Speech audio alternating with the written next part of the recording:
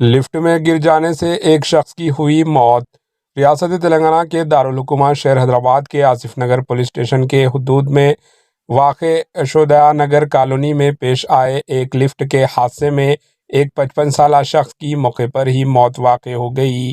یہ واقعہ وکاس اسکوائر نامی ایک اپارٹمنٹ میں پیش آیا، جہاں پر لفٹ چوتھی منزل سے نیچے آ رہی تھی کہ لفٹ تکنیکی وجوہات کی بنا پر گراؤنڈ فلور پر ہی رہ گئی اور 55 سالہ سمیع اللہ بیگ نامی شخص نے لفٹ میں داخل ہونے کے لیے دروازہ کھول کر بنا لفٹ میں دیکھے اندر داخل ہوا اور نیچے گر گیا، جیسے اس کی موقع پر ہی موت واقع ہو گئی۔ مقامی لوگوں نے بتایا کہ اس وقت ان کے گھر میں کوئی نہیں تھا۔ اطلاع ملنے پر پولیس موقع پر پہنچ گئی۔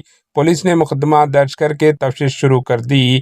پولیس نے بتایا کہ اس شخص کی اس ماہ کے 17 تاریخ کو آنکھ کا آپریشن بھی ہوا تھا۔ Bureau report AHN news.